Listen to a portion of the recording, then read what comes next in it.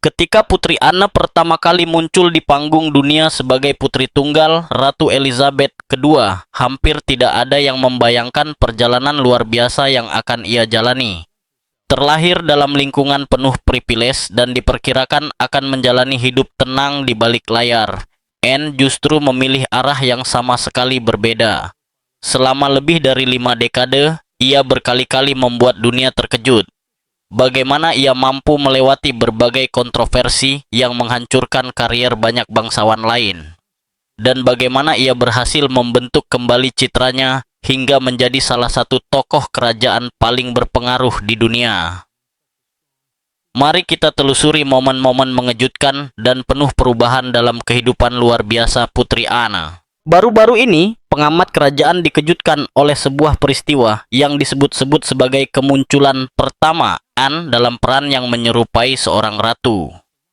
Dalam sebuah acara besar yang bersifat sangat penting, Putri Anne dikabarkan tampil jauh melampaui tugas biasanya.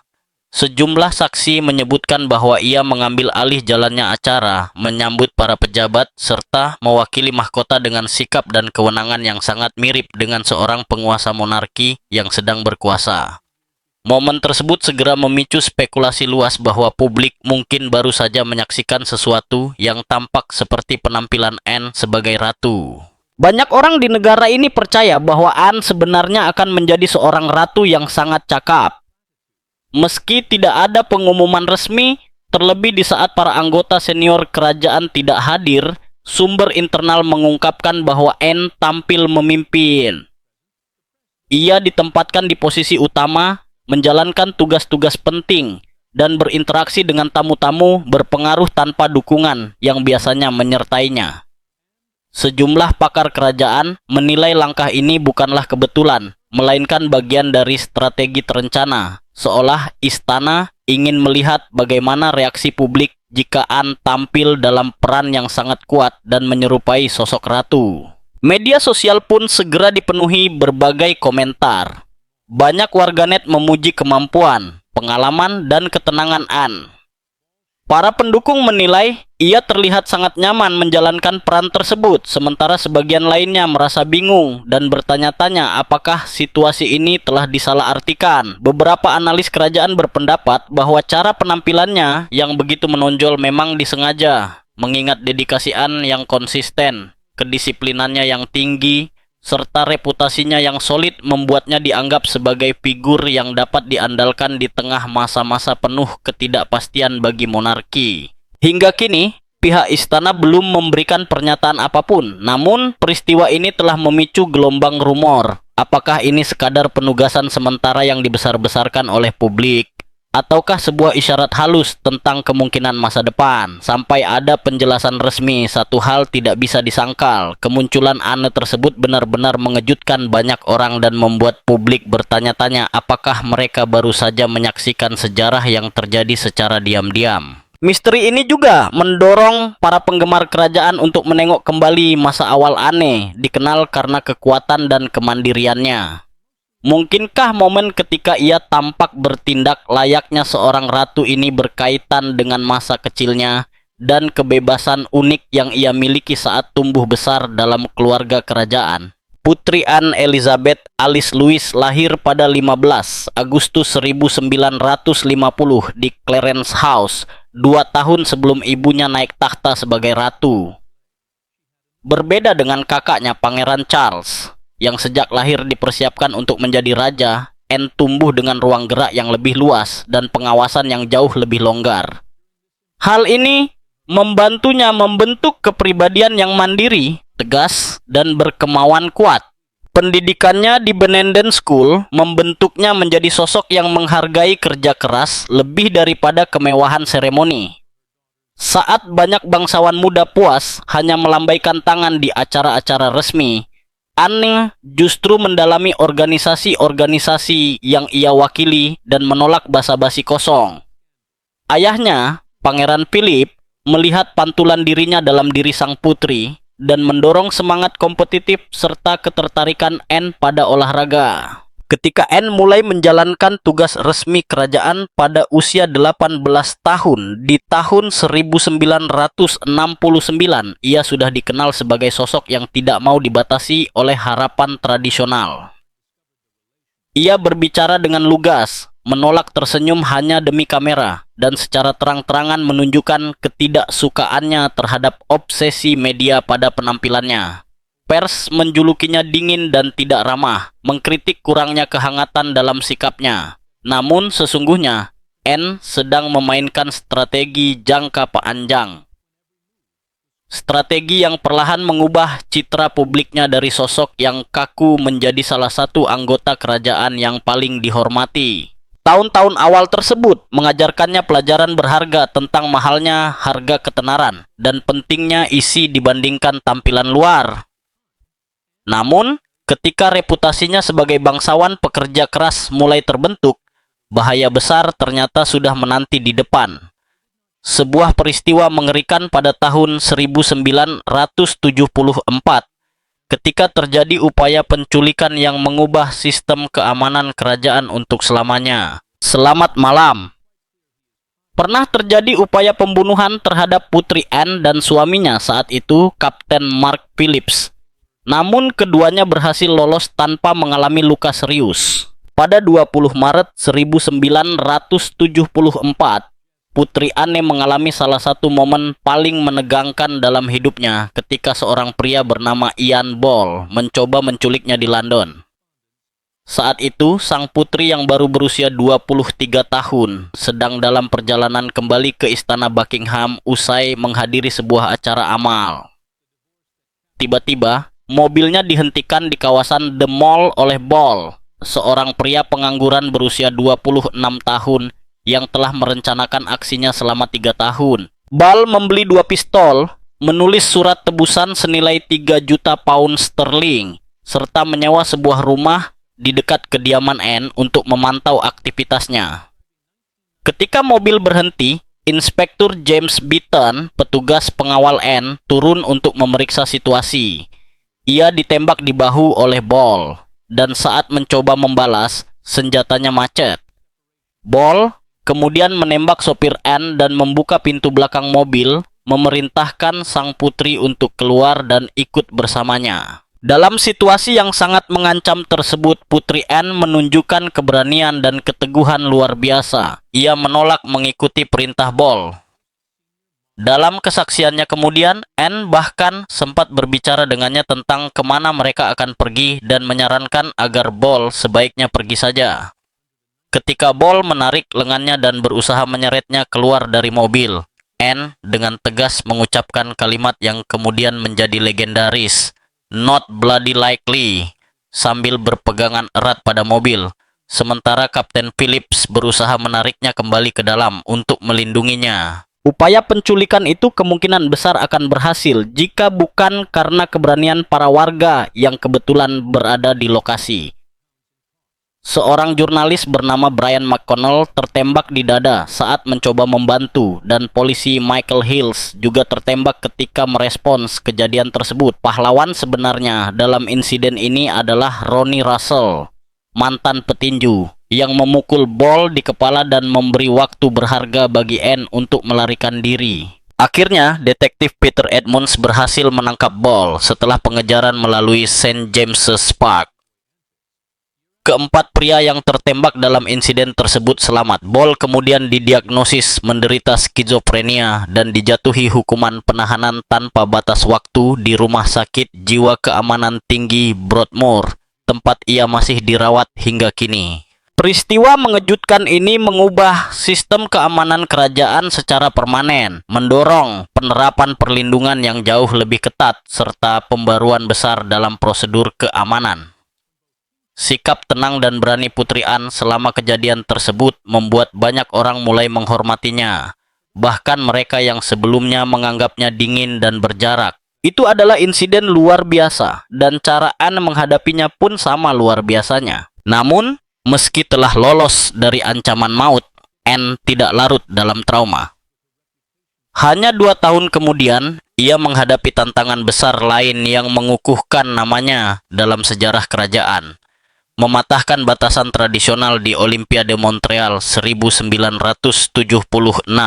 Pada tahun 1976, Putri Anne mencatat sejarah sebagai anggota keluarga kerajaan Inggris pertama yang berkompetisi dalam Olimpiade. Ia mengikuti cabang equestrian nomor eventing 3 hari, sebuah pencapaian pribadi besar yang juga mengubah cara masyarakat memandang perempuan bangsawan. Selama bertahun-tahun, putri kerajaan diharapkan hanya tampil anggun, menikah dengan tokoh penting, dan menghadiri acara amal. Namun Anne memilih jalan berbeda. Ia berlatih keras selama bertahun-tahun dan ingin dinilai murni berdasarkan kemampuannya, bukan statusnya. Kecintaannya pada kuda sudah tumbuh sejak kecil, diwariskan dari sang ibu. Anne membawa passion ini ke level yang belum pernah dicapai bangsawan lain sebelumnya. Pada 1971, ia memenangkan medali emas di kejuaraan eventing Eropa di Burghley. 4 tahun kemudian ia meraih 2 medali perak baik secara individu maupun beregu, membuktikan bahwa ia benar-benar atlet kelas dunia. Meski begitu, ia tetap menghadapi kritik dan tekanan yang tidak dialami atlet lain hanya karena status kerajaannya. Perjalanan menuju Olimpiade Montreal juga diwarnai kesedihan. Kuda kesayangannya, D, mengalami cedera parah akibat patah kaki, memaksanya mundur dari Olimpiade Munich 1972, sebuah kekecewaan besar bagi Anne. Namun 4 tahun kemudian, kesempatan itu datang kembali. Kali ini, ia menunggangi kuda milik ibunya bernama Goodwill. Seluruh keluarga kerajaan hadir di Montreal untuk mendukungnya.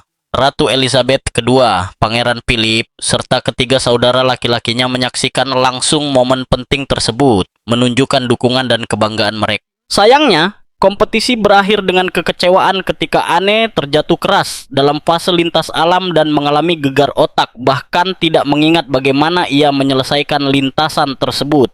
Namun, sesuai dengan karakternya yang tangguh, ia kembali menaiki kudanya dan menyelesaikan lomba meski dalam kondisi cedera. Ia memang tidak meraih medali, tetapi keikutsertaannya sendiri sudah menjadi kemenangan besar, membuka jalan bagi putrinya, Zara Tindall, yang kelak memenangkan medali perak Olimpiade pada tahun 2012. Meski reputasinya sebagai atlet serius dan bangsawan pekerja keras semakin kuat, kehidupan pribadi Anne segera menjadi sorotan media tabloid yang penuh sensasi. Hubungan terlarang dengan pengawalnya, Peter Cross, menjadi skandal cinta besar pertama dalam hidup Putri Anne. Pada awal tahun 1980-an, ia terseret dalam rumor yang mengejutkan publik, melibatkan seorang perwira polisi yang bertugas melindunginya, Detektif Sersan Peter Cross.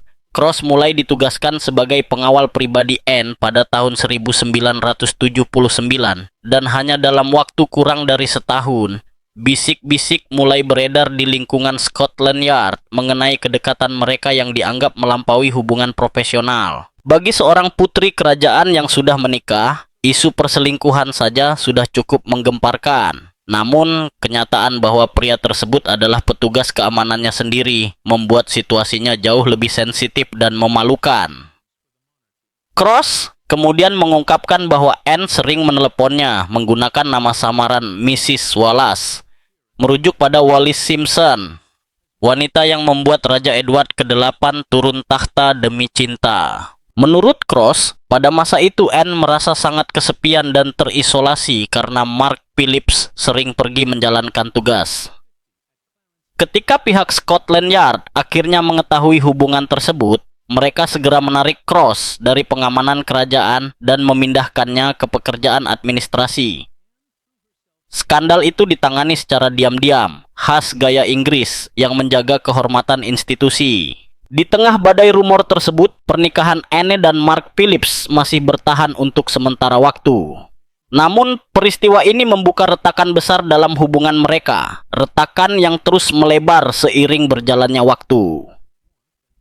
Beberapa tahun kemudian terungkap bahwa Phillips memiliki seorang putri dari hubungan dengan guru seni asal Selandia Baru, Heather Tonkin, pada tahun 1985. Fakta ini memperlihatkan betapa rapuhnya pernikahan mereka yang tampaknya telah lama kehilangan kedekatan emosional dan hanya dipertahankan oleh rasa tanggung jawab semata. Skandal Cross mengajarkan Anne betapa mustahilnya menjaga privasi dalam kehidupan kerajaan. Namun alih-alih menjadi lebih berhati-hati, ia justru semakin berani menantang batasan. Dan tidak lama kemudian ia terlibat dalam hubungan lain yang memicu kehebohan lebih besar lagi. Skandal surat cinta yang mengguncang istana Buckingham pun meledak pada tahun 1989. Saat itu, Putri Anne mendadak menjadi pusat perhatian publik setelah 4 surat pribadi yang sangat intim, ditulis oleh Komandan Timothy Lawrence, dicuri dari dalam istana Buckingham. Surat-surat tersebut kemudian dikirim secara anonim ke kantor surat kabar The Sun. Pada saat kejadian itu, Anne masih berstatus sebagai istri Mark Phillips, sehingga isi surat-surat tersebut dianggap sebagai bukti kuat adanya hubungan asmara antara dirinya dan Lawrence. Menyadari potensi masalah hukum yang serius, pihak The Sun memilih menyerahkan surat-surat itu kepada Scotland Yard untuk diselidiki. Namun, mereka tetap mempublikasikan fakta bahwa mereka memiliki korespondensi pribadi sang putri dengan judul besar yang menggemparkan publik. Media lain ikut berpesta sensasi. Sunday Mirror menyebut surat-surat itu terlalu pribadi dan panas untuk dipublikasikan. Namun, seorang sumber kepada majalah People menggambarkannya lebih sebagai surat cinta remaja, penuh perenungan tentang hidup, bersifat filosofis dan sedikit bertele-tele gitu. Sangat jelas dia tergila-gila pada Anne, kata sumber tersebut, Ibu, tapi isi suratnya sebenarnya membosankan dan panjang. Istana Buckingham akhirnya mengeluarkan pernyataan resmi, mengakui bahwa surat-surat itu memang ditulis Lawrence untuk Anne dan menyebutnya sebagai seorang teman. Mereka juga menegaskan bahwa kasus ini sedang dalam penyelidikan polisi. Pernyataan itu disusun dengan sangat hati-hati. Tidak membenarkan, namun juga tidak menyangkal adanya hubungan asmara. Seorang sumber keamanan kerajaan menambahkan bahwa isi surat-surat tersebut tidak bersifat vulgar, tetapi jelas ditulis dengan penuh perasaan. Jika Mark Phillips menuntut penjelasan, sang putri tentu berada dalam posisi sulit. Scotland Yard melakukan penyelidikan selama 4 bulan, bahkan mengambil sekitar 500 sidik jari dari staf istana.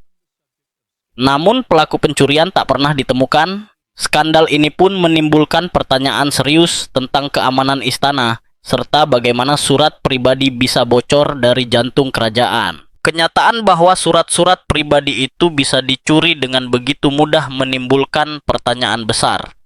Bagi Anne, skandal tersebut menandai awal dari akhir pernikahan pertamanya. Meskipun butuh waktu 3 tahun lagi sebelum ia dan Mark Phillips resmi bercerai. Namun, meski kehidupan pribadinya terurai di depan publik, Anne tetap menjalankan tugas-tugas kerajaan tanpa terganggu sedikit pun. Kemampuannya memisahkan urusan pribadi dan kewajiban publik dengan tegas menjadi ciri khas yang melekat kuat pada dirinya. Perceraian yang menjadi bagian dari apa yang kemudian dikenal sebagai Annus Horribilis Ratu Elizabeth. Kedua terjadi tak lama kemudian. Pada 31 Agustus 1989, Putri Anne dan Kapten Mark Phillips mengumumkan perpisahan mereka setelah 16 tahun menikah. Mereka bergabung dalam rangkaian kegagalan rumah tangga keluarga kerajaan. Dalam pernyataan resmi, pasangan itu menyatakan tidak memiliki rencana untuk bercerai, sebuah sikap yang mencerminkan tekanan sosial saat itu serta aturan gereja Inggris yang melarang pernikahan kembali setelah perceraian. Namun janji tersebut tidak bertahan lama. Pada 13 April 1992, Anne resmi mengajukan gugatan cerai dan hanya 10 hari kemudian proses tersebut selesai dalam sidang singkat berdurasi 4 menit. Waktu terjadinya perceraian ini menjadi pukulan berat bagi Ratu Elizabeth II. Hanya beberapa bulan setelahnya, Pangeran Andrew dan Sarah Ferguson mengumumkan perpisahan mereka menyusul skandal memalukan yang melibatkan media. Tak lama kemudian, pada bulan Desember, Charles dan Diana juga menyatakan berpisah. Tiga peristiwa besar ini mendorong sang ratu menyebut tahun 1992 sebagai Annus Horribilis, tahun yang sangat buruk. Perceraian Anne membuka fakta pahit tentang pernikahan yang sudah lama hampa. Kedua belah pihak diketahui memiliki hubungan di luar pernikahan. Mark Phillips terbukti menjadi ayah dari seorang anak perempuan bernama Felicity. Hasil hubungannya dengan guru seni asal Selandia Baru, Heather Tonkin, pada tahun 1985. Ia bahkan membayar 6.000 pound sterling per tahun untuk menjaga kerahasiaan. Ketika kisah ini terungkap pada 1991, tes DNA mengonfirmasi kebenaran tersebut. Di sisi lain, hubungan Anne dengan Timothy Lawrence terus berlanjut sejak skandal surat cinta yang dicuri. Berbeda dengan perceraian panjang dan penuh konflik yang dialami saudara-saudaranya, Anne menangani perpisahannya dengan cepat dan efisien. Ia menolak membeberkan masalah pribadi ke hadapan publik. Pada 12 Desember 1992, Anne menikah dengan Timothy Lawrence dalam sebuah upacara sederhana di Cratty Kirk, Skotlandia. Lokasi tersebut dipilih karena gereja Inggris saat itu masih melarang pernikahan ulang bagi mereka yang telah bercerai. Upacara yang hanya dihadiri sekitar 30 tamu itu berlangsung beberapa hari setelah Charles dan Diana mengumumkan perpisahan mereka. Namun, tepat ketika Anne mulai menemukan kestabilan dalam kehidupan pribadinya, skandal lain kembali menyeretnya ke halaman depan tabloid. Kali ini melibatkan anjing peliharaannya.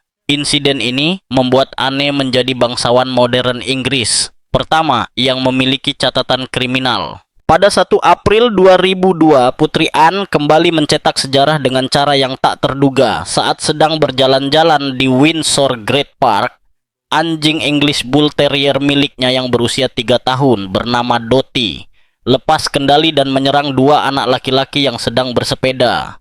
Anak berusia 12 tahun mengalami luka gigitan di bahu dan kaki, sementara anak berusia 7 tahun mengalami goresan. Keduanya harus dirawat di rumah sakit dan mengalami trauma berat. Pada November 2002, Anne hadir di pengadilan Magistrat Bracknell bersama suami dan anak-anaknya, lalu mengaku bersalah berdasarkan Undang-Undang Anjing Berbahaya 1991.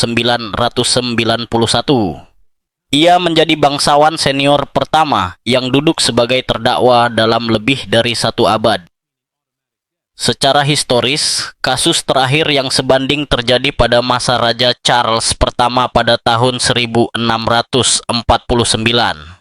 Kasus ini secara resmi tercatat sebagai Regina versus Anne Elizabeth Alice Lawrence, yang secara teknis berarti sang ratu menuntut putrinya sendiri. Jaksa mengungkapkan bahwa ini bukan insiden pertama yang melibatkan Dottie.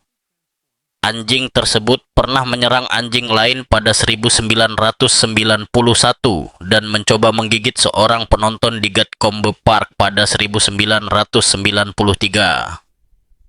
Hakim Penelope Hewitt sebenarnya memiliki kewenangan untuk memerintahkan pemusnahan anjing tersebut. Namun setelah mendengar kesaksian psikolog anjing Dr. Roger Mugford yang menyebut Dottie sebagai anjing yang pada dasarnya jinak, hakim memutuskan untuk menyelamatkannya. Anne dijatuhi denda 500 pound, diwajibkan membayar kompensasi 250 pound kepada masing-masing korban, serta membayar biaya pengadilan sebesar 148 pound. Ia juga diwajibkan menjaga anjingnya tetap bertali di tempat umum dan mengikut sertakannya dalam pelatihan khusus dengan perintah pemusnahan bersyarat jika insiden serupa terulang. Hakim mencatat bahwa kedua anak tersebut mengalami trauma serius hingga kehilangan kepercayaan terhadap anjing sama sekali. Masalah tak berhenti di situ. Pada malam Natal 2003, Bull Terrier milik Anne lainnya dilaporkan menyerang salah satu anjing corgi kesayangan Ratu Elizabeth II di Sandringham. Anjing bernama Faros mengalami luka parah, menjalani operasi darurat, namun akhirnya harus disuntik mati keesokan harinya. Sebuah kejadian yang sangat menyedihkan sang ratu. Namun di balik semua kontroversi dan hukuman pidana tersebut, Anne justru mengalami perubahan besar yang positif. sebuah evolusi yang membentuk warisannya sebagai anggota keluarga kerajaan paling pekerja keras. Sepanjang awal tahun 2000-an, ia perlahan berubah dari sosok kontroversial menjadi figur yang paling dihormati. Saat Charles berjuang menghadapi citra negatif akibat perceraian dan hubungannya dengan Camilla, serta ketika William dan Harry kerap menjadi sorotan karena gaya hidup mereka, Anne memilih bekerja dalam diam. Tahun demi tahun, ia menjalankan lebih banyak tugas resmi dibanding anggota kerajaan lainnya. Ia terus bepergian untuk lebih dari 300 organisasi yang berada di bawah perlindungannya, dengan sorotan media yang sangat minim. Angka-angka menunjukkan dedikasinya. Pada 2023, Anne melaksanakan 457 agenda resmi, terbanyak di antara seluruh bangsawan. Pada 2024, meskipun sempat dirawat di rumah sakit akibat cedera kepala serius, ia tetap menyelesaikan 474 tugas resmi, mempertahankan gelar sebagai bangsawan paling rajin untuk tahun keempat berturut-turut. Rutinitasnya sering melibatkan beberapa acara dalam satu hari di kota atau bahkan negara berbeda dengan dukungan staf yang terbatas dan tanpa kemegahan berlebihan. Pakar kerajaan Richard Fitzwilliams menyebut Anne sebagai aset tak ternilai bagi monarki. Menurutnya, Anne adalah bukti terbaik bagi keluarga kerajaan karena dedikasi, kerja keras, dan konsistensinya. Publik memandangnya sebagai sosok yang membumi, seseorang yang mengutamakan isi dibanding tampilan, serta kehadiran nyata dibanding momen sensasional. Nilai Putri Anne menjadi sangat krusial pada tahun 2024, ketika Raja Charles dan Catherine, Putri Wales, sama-sama didiagnosis menderita kanker dan terpaksa mengurangi tugas-tugas resmi mereka. Anne kembali meningkatkan beban kerjanya yang memang sudah berat untuk menutup kekosongan tersebut. Bahkan tetap mempertahankan ritme itu saat ia sendiri masih dalam masa pemulihan akibat cedera serius. Putrinya, Zara, pernah mengatakan dalam sebuah podcast tahun 2023 bahwa keluarganya memiliki etos kerja yang sangat kuat, nilai yang menurutnya diwariskan dengan baik kepadanya. Perubahan Anne dari seorang putri muda yang kerap diterpa skandal menjadi negarawan senior yang dihormati merupakan salah satu transformasi paling luar biasa dalam sejarah modern monarki. Transformasi ini tidak dicapai melalui aksi dramatis atau pencitraan besar-besaran, melainkan lewat kehadiran yang konsisten, datang, bekerja, dan menjalankan tugas hari demi hari tanpa keluhan atau hiruk-pikuk. Namun, saat ia mendekati usia pertengahan 70-an dengan reputasi yang sudah mapan, Anne kembali menghadapi pengalaman nyaris merenggut nyawanya, sebuah ujian ketahanan yang sekali lagi menantang kekuatannya. Cedera kepala misterius pada tahun 2024 hampir mengakhiri segalanya. Pada 23 Juni 2024, Putri Anne mengalami cedera kepala serius di perkebunannya di Gatcombe Park, dalam kondisi yang hingga kini masih belum sepenuhnya jelas. Malam itu, dilaporkan bahwa Anne dirawat di rumah sakit akibat cedera kepala dan gegar otak diduga setelah tertendang seekor kuda. Pada usia 73 tahun, ia sama sekali tidak memiliki ingatan tentang kejadian tersebut. Para dokter menyatakan bahwa luka-lukanya konsisten dengan benturan dari kepala atau kaki kuda. Anne segera dilarikan ke rumah sakit Southmead dan menjalani perawatan selama 5 hari. Pada awalnya, Istana Buckingham menyebut cedera itu sebagai ringan, disertai gegar otak. Namun kenyataannya, insiden tersebut jauh lebih serius daripada yang diungkapkan ke publik. Pernyataan suaminya yang berterima kasih kepada layanan darurat, yang disebutnya bertindak luar biasa di lokasi, mengisyaratkan bahwa kondisi Anne memerlukan respons medis segera. Laporan lain menyebutkan bahwa ia mengalami gangguan ingatan jangka pendek yang cukup signifikan.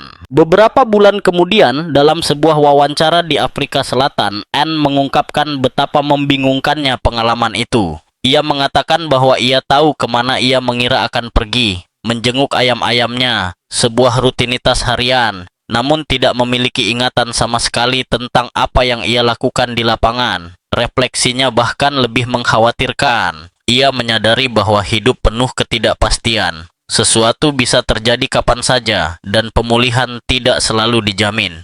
Ia mengakui bahwa dirinya sangat dekat dengan kondisi kehilangan kewarasan, dan bahwa setiap hari setelahnya terasa seperti bonus. Saat kembali ke rumah sakit pada Februari 2025, untuk berterima kasih kepada para staf, Anne mengatakan kepada petugas ICU bahwa ia sungguh tidak tahu apa yang telah terjadi. Dengan cara yang aneh, ia justru bersyukur karena tidak mengingat apapun. Menurutnya, hal itu memiliki keuntungan besar karena memungkinkan seseorang untuk terus melangkah maju. Sebuah sumber kepada The Times menyebutkan bahwa kecelakaan tersebut jauh lebih parah daripada yang diketahui publik dan butuh waktu cukup lama bagi Anne untuk benar-benar merasa pulih kembali. Pada Juni 2025, Anna membuat penampilan publik pertamanya kembali menunggang kuda sejak kecelakaan itu saat upacara Trooping the Color, sebuah simbol tekadnya untuk kembali pada aktivitas yang ia cintai. Namun, peristiwa nyaris tragis ini hanyalah bab terbaru dari rangkaian panjang tantangan yang telah ia lalui dengan keteguhan khasnya. Memasuki bab terakhir hidupnya pada usia 74 tahun. Warisan Putri Anne sebagai salah satu figur paling transformatif dalam monarki Inggris kini telah mengakar kuat. Dari seorang putri muda pemberontak yang mengguncang tatanan dengan hubungan asmara dan perceraian, ia bertransformasi menjadi negarawan senior yang dihormati dan dikenal sebagai anggota keluarga kerajaan paling pekerja keras. Perjalanan Anne adalah pelajaran berharga tentang pembaruan diri dan pengabdian tanpa henti.